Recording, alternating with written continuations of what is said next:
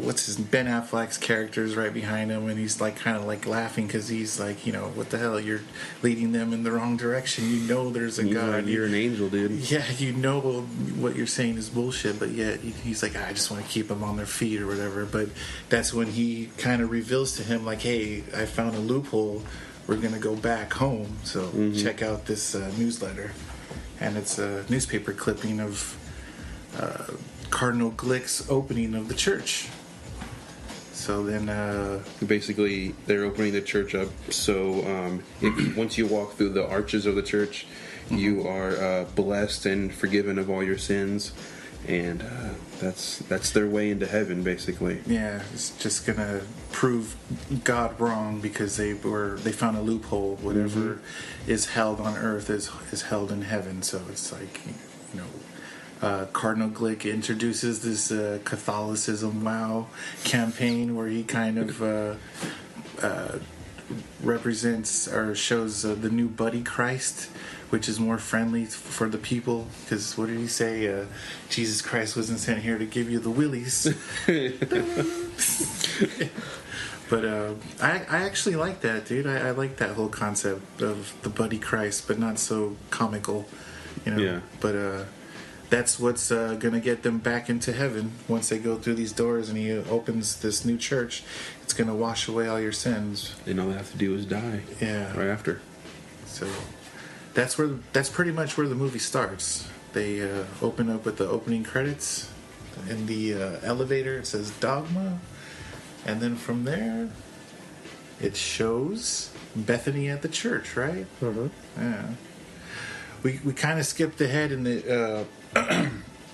We didn't talk about the bum getting beat up into a coma. Oh, that's right. Because you kind of don't really know what that's all about. It's like these three hockey dudes beat up this bum at this boardwalk, and you really don't know the triplets. Yeah. Yeah. You really don't know what's going on until later on you figure out. But did you guys think about? And I have no idea if this is intentional or not, but their weapons are hockey sticks, and they're disciples from hell, right? And there's that famous saying, "He double hockey sticks," which I thought was that's pretty cool.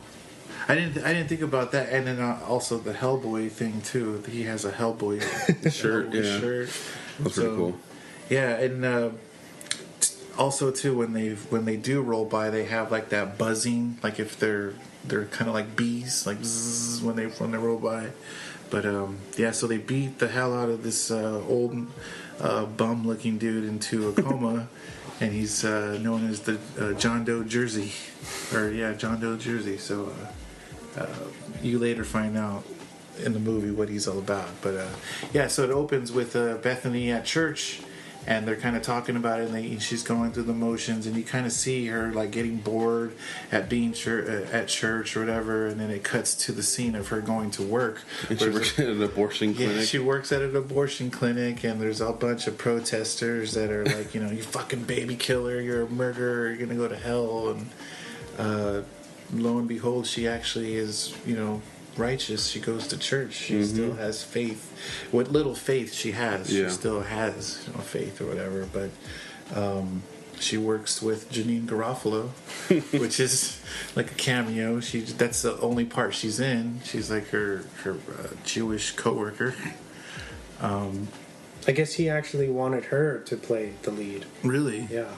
That would have been cool. She would have been a smartass though. She would have been too feisty, too on the nose. Yeah, I feel like with Linda, she's like the perfect amount of like that whole like kind of not ditzy, but still can play that curious role, I guess. But so from there it cuts to her leaving at the end of her shift because she's already had the day at work, and the triplets are there, right? They're gonna come and try to. She gets visited by Metatron before that, right? Oh shit, she does. Yeah, when she goes to sleep, and that's when that's right. big old fireball flame shows up at the bed of her. Another angel. The foot of her bed. Yeah. He comes down and he basically. I am Metatron. Played by Alan Rickman. The late Alan Rickman. Yeah. AKA Professor Snape. It's already been. He passed away in 2016. That's crazy. It's a long time ago. I feel like it just happened. Yeah, I feel like I was just reading about that. I remember seeing that on my Instagram feed. Damn. Like, what? Time flies, dude. It doesn't stop. It does. But anyway, he drops in to basically tell her that she needs to help save the world. Go on a mission. Because these two angels are trying to they're gonna prove God wrong. Basically wipe out the existence. And in the event that God is proven wrong, that'll undo everything we have established in civilization as we know it. Basically end. And basically he's telling her, I don't know if he says it in this specific scene, but that she is in fact the Scion, correct? And that it's kind of her duty to go on this journey. Yeah. She is the great grandniece of Jesus Christ. Yeah. We missed the part where she thinks he's gonna rape her. She's like, "Don't murder me or rape me," and he's like, "I couldn't if I wanted to, honey." We are inadequate. Yeah, and he pulls his pants down and he has nothing. I'm as ill-equipped as a Ken doll. Yeah. I thought that was pretty funny. She's like, "Who are you?" He's like, "I'm pissed off. That's what I am." Oh man. So. But then that's when the triplets attack her the next day. Next day she's leaving goes to work. Because he's warned her, and she's kind of like, yeah. You know. That's when he said, and he also says that she's gonna meet she's gonna have two prophets that are gonna help her on her journey to New Jersey. One who talks a little too much, and one that's on the quiet side. Doesn't talk at all. Wink, wink. And then we fast forward to the next night in the parking lot of her work. Yeah. She gets attacked by these triplets with hockey sticks, and right as they're about to kind of murder her. Yeah. Take her out, she gets saved by none other than Jay and Silent Bob. Yeah. Snooch to the nooch. Snooch to the motherfucking nooch. And they beat those kids' asses and send them packing. Mighty duck fucks. But then they think that they're gonna get laid. Yeah. And she tells them no. That's Jay's mission the whole time. Is that he doesn't matter. He wants to get some. He's out to get some. That's it. That's his mission. That's his only mission in life. And I like at the part when they're in the diner. Yeah. And he's like, "I'd say." He goes through all these different scenarios, saying like, what if you want to be my girlfriend, or all these different things. And he's like, all right, say there's 5 minutes left and before the world ends, some real shit's gonna go down. And will you he's fuck like, us? Hey, will you fuck us? And she's like, yeah. He's like, hey, me first, because I don't like sloppy seconds. She's a slut. Yeah. Yeah. So she's like.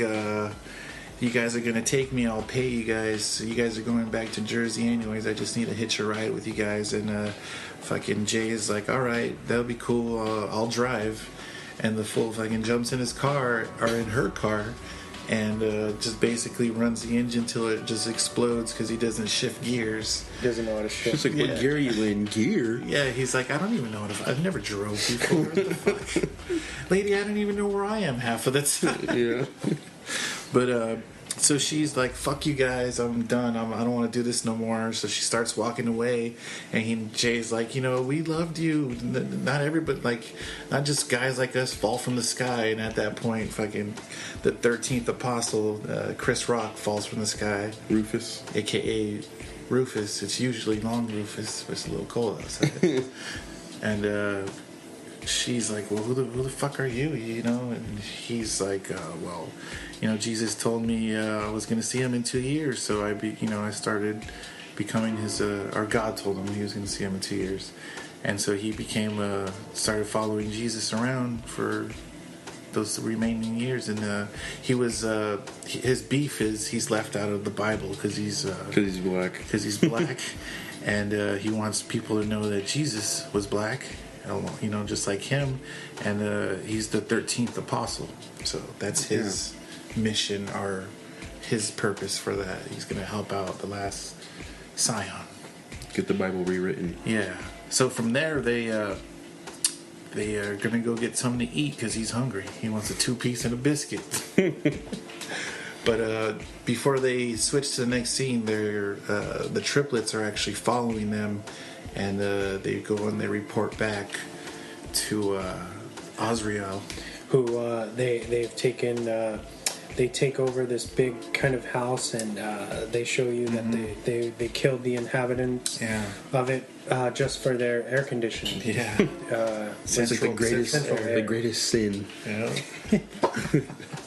And this is played by Jason Lee. Jason Lee, who you guys probably know from all of Kevin's earlier work in Alvin and the Chipmunks and My Name is Earl, as we were talking about last week. I couldn't think of the name. Jason Lee. Yeah. Very Incredible. Yeah. I am incredible. There you go. And he Syndrome. So Azrael is the he's like a demon who wants to basically create mischief. Mm-hmm. Yeah. And he's on this kind of mission to he's going after the apostles, right? Mm-hmm. Yeah, he's basically a bad guy helping the good guys to make the bad guys look bad, I guess. Huh? Yeah. But he's basically in cahoots with the light side, with the angels. So he's the one who's basically trying to get them to go through the church, so that everything will end. Yeah. So he says, since you guys can't do it, I'm gonna have to summon a fucking shit demon, which is the fucking Golgothan. And before they get to that, they go to Mubi because they're gonna go have breakfast, and Mubi plays a really good plot twist at the end or later on, because they go. We'll talk about that later, but. Rufus is basically trying to prove to them that he's the real thing. Even though he just fell out of the sky, he's still saying all these things that are making her rethink what the hell's going on. He tells her some like childhood secret that the neighbor pissed in her hand or whatever, and fucking Jay's like, "Oh, you did that? You nasty!" And so she's like freaking out. So she walks away, and then Jay's like, "Tell me something I don't something about me." He's like, "You masturbate more than anybody." And he's like, "Everybody fucking knows that." He's like, "Well, when you tell do me something nobody knows." Yeah, when you do it, you think about guys, and not all the time. Yeah, so that provokes him. And he's like, I had to prove that I'm not gay or whatever. It's not all about guys. So they go to a strip club. Yeah, and then that's where they meet Serendipity. Serendipity, played by Selma Hayek. Selma Hayek, yeah, looking pretty good. Always. Even now, man. Yeah. She's not human. Doesn't age. She doesn't age. She still looks the same, and she looks crazy. But she's a stripper, and she doesn't get naked, but you see for certain reasons. Yeah, but so from there they meet like a gang, right? Yeah. They meet like the blood gang. Jay and Silent Bob are kind of bidding back and forth for who gets the stripper. Yep. And they're each on different ends of the stripper stage, trying to win her over. Yeah. Yep. And so from there they obviously win. They give her more money, so she goes and she kicks it with them or whatever, and then they become friends. But during that time, Chris Rock, the Apostle, and the Last Scion walk in, and they notice her, and then it actually cuts to another scene, and I'm drawing a blank on what it cuts to before they start talking at the table. Was it the murder scene at Movie? I think it was the murder scene at Movie. The Enterprise, or whatever it was. So they corporate. What do they? Oh yeah, that's right. It cuts back to Matt Damon and Loki and Bartleby. basically they walk into the movie's corporate office, meeting, and they tell them that they're all frauds and that everybody has committed multiple sins, whether it be having affairs